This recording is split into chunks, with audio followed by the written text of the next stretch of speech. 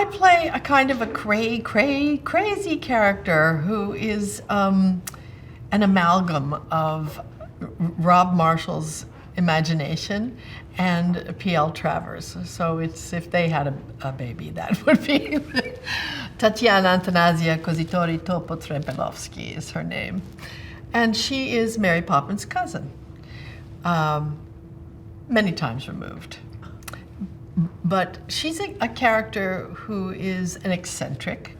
She's, I would say, like a gypsy kind of character who runs a fix-it shop in the center of somewhere in London, imaginary London. And there's a plot point where Mary Poppins needs something fixed in the story, something that's very precious to the children. So they take it to her cousin, Topsy. They call her Topsy so that they don't have to say Tatiana Antanasia Kozitori Topo-Trempelovsky every time.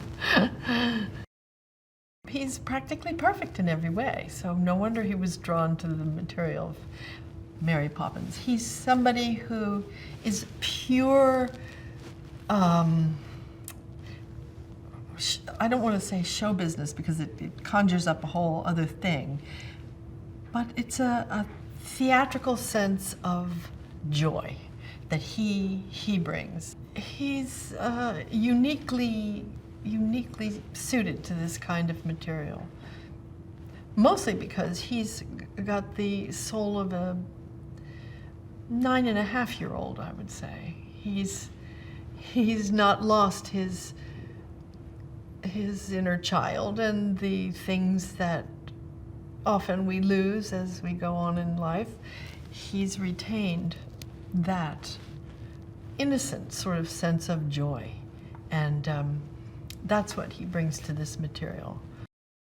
She's amazing, but her tenderness in this is palpable.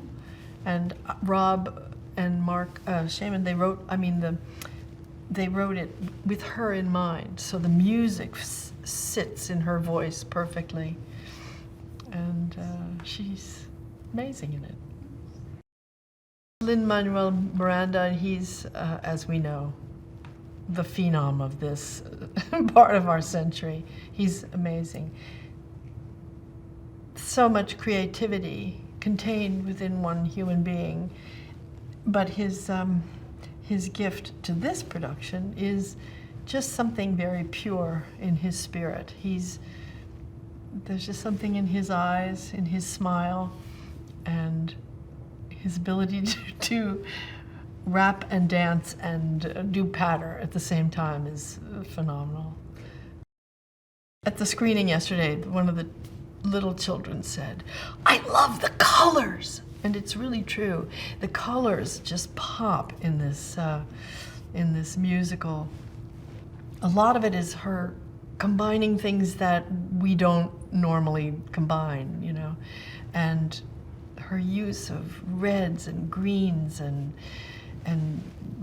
the brightness of certain colors. It just makes a story that's basically set in the Depression in the 30s in London, in the fog. It makes it just, it gives you the sense of the power of the imagination to color your world and your life and to give you happiness. So, yeah, she's an amazing designer. You see a woman whose world is turned upside down every second Wednesday of the month. And she, I mean, literally, her house turns upside down. And so she has to live, you know, sort of on her ceiling.